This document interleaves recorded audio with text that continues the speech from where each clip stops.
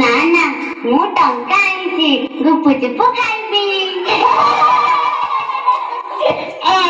ତମେ ମାନେ ହସୁଛ କାହିଁକି? ତୁ ଏମିତି ଡେଲି ଫାଷ୍ଟ ଫୁଡ୍ ଖାଉଛୁ ବୋଲି ସ୍କେଲିଟନ୍ ପରି ଦେଖାଯାଉଛୁ।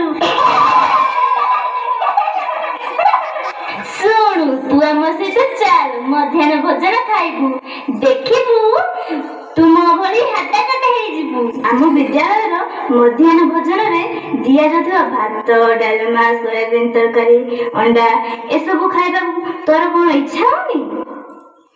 ନା ନା ମତେ ମୋ ମମି ମନା କରିଛି, କହିଛି ଯେ ଯାହା ଘରେ ଖାଇବାକୁ ନାହିଁ ସେ ହିଁ ମଧ୍ୟାହ୍ନ ଭୋଜନ ଖାଇବ। ଚିକି ତ ମମି ଭୁଲ ବୁଝୁଛନ୍ତି।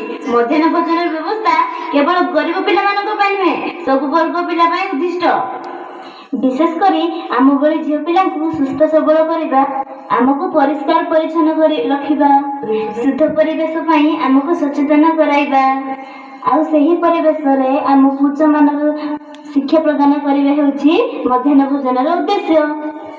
ହେଲେ ମମି କହୁଥିଲେ ମଧ୍ୟାହ୍ନ ଭୋଜନ ଖାଇବାକୁ କେତେ ଗୁଡିଏ ଡାକ୍ତର ମନା କଲେଣି। ଦୁର୍ଘଟଣା ସବୁବେଳେ ଘଟେଛି କି? ଏବେ ଶିକ୍ଷକ, ରୋଷେଇଆ, ପରିଚାଳିକା ଓ ସରକାର ସମସ୍ତେ ସଚେତନ ହେଇଗଲେଣି। ଆମ ଭିତରେ ଥିବା ଉଚ୍ଚନୀଚ ଭେଦଭାବ ଦୂର ହେଇଗଲାଣି। ତୁ କହ, ମଧ୍ୟାହ୍ନ ଭୋଜନରେ ଦିଆଯାଉଥିବା ଭାତ, ଡାଲମା, ସୋୟାବିନ ତରକାରୀ, ଅଣ୍ଡା ଏସବୁ କଣ ତୋତେ ଖାଇବାକୁ ଇଚ୍ଛା ହଉନି? ଇଚ୍ଛା ହଉଛି ଯେ, ହେଲେ ମମି। ଆରେ ତୁ ଚାଲ, ଆମେ କଣ ତ ମମିକୁ ବୁଝେଇ ଦେବୁନୁ?